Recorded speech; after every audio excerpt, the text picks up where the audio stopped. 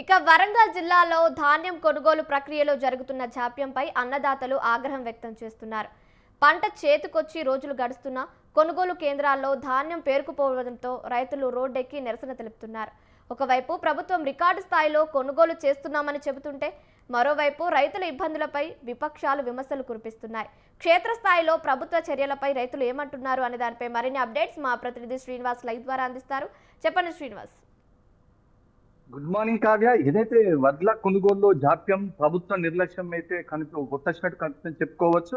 IKP కేంద్రాల్లో అవకతవకలు, అదే విధంగా అలాగే కింటాకు 5 కిలోల కటింగ్ తో రైతు చాలా ఇబ్బంది పడ్డ పరిస్థితి, రైతు దిగుబడిలో చాలా నష్టం ఏర్పడ్డ పరిస్థితి నెలకొంది. ఇదే నేపథ్యంలో వరంగల్ జిల్లా వ్యాప్తంగా కూడా ఇటు మొక్కజొన్నలు కానీ ఇటు వడ్ల కొనుగోలు కానీ తీవ్ర అంతరాయం జరిగిందని చెప్పుకోవచ్చు. రైతులు మొక్కజొన్నలు కొనకపోవడంతో రోడ్డెక్కి ధర్నా నిర్వహించి ప్రభుత్వంపై అసహనం అయితే చేసిన పరిస్థితి అయితే ఉంది. ఇది నర్సంపేట ఏరియా కావచ్చు, ఇటు పోతే పాలకుర్తి, జనగాం, వరంగల్ అన్ని జిల్లాల్లో కూడా మొక్కజొన్న రైతులు అయితే చాలా ఇబ్బంది పడ్డ పరిస్థితి ఉంది. అదే నేపథ్యంలో వరి ఎక్కువ సాగు చేసే ఈ వరంగల్ ఉమ్మడి జిల్లా వ్యాప్తంగా ములుగు, భూపాలపల్లి, ఇటు నర్సంపేట ప్రాంతాల్లో వరి అయితే ఎక్కువగా సాగు చేస్తారు.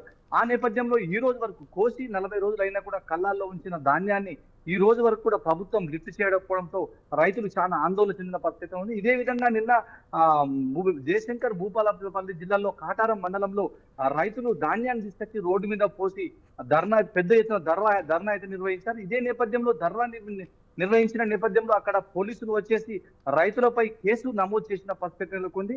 ఒక కానిస్టేబుల్ ఇచ్చిన ఫిర్యాదు మేరకు రైతులపై కేసులు నమోదు చేసి వాళ్ళని ఎఫ్ఐఆర్ చేసిన పరిస్థితి నెలకొంది. దీనిపై రైతులు తీవ్ర ఆగ్రహాన్ని ప్రభుత్వం మీద కానీ ఇటు పోలీసు యంత్రాంగం మీద తీవ్ర ఆగ్రహం ఏర్పడడం చేసింది. పోలీసు వర్గాలు మాత్రం రైతులు వచ్చేసి రోడ్డు మీద చాలా అంతరాయం, అంటే అంతర్రాష్ట్ర రహదారిపై అంతరాయం కలిగించడం వల్ల ట్రాఫిక్ చాలా ఇబ్బంది జరిగింది. దానివల్ల ప్రజలకు చాలా అసాంఘిక పరిస్థితి జరిగిందని చెప్పేసి పోలీసు వారైతే తెలపడం జరిగింది. ఇదే నేపథ్యంలో జనగామ జిల్లాలో కూడా అక్కడ బీజేపీ నాయకులు జనగామ జిల్లా కేంద్రంలో పాదయాత్రగా పర్యటించి మొక్కజొన్నల కేంద్రాలకు కానీ ఇటు వరి ధాన్యం సెంటర్లకు కానీ వెళ్ళి అక్కడ అయితే రాకేష్ రెడ్డి, మహేశ్వర్ రెడ్డి వీళ్ళందరూ కూడా బీజేపీ ఎమ్మెల్యేలు ఇక్కడ ప్రభుత్వ నిర్లక్ష్యం వల్లే రైతులు పండించిన ధాన్యాన్ని కొనలేని పరిస్థితుల్లో ఉంది. తక్షణమే ప్రభుత్వం వారం రోజులలో సీఎం రేవంత్ రెడ్డి వడ్ల కొనుగోలు సెంటర్ ఆపేయాలని చెప్పేసి ఆయన ప్రకటన చేయడం చాలా సిగ్గు చేయడం చెప్పేసి బీజేపీ నాయకులు అయితే ఆరోపించడం జరిగింది. ఈ నేపథ్యంలోనే ఎంఎస్పీ తగిన రేటు కానీ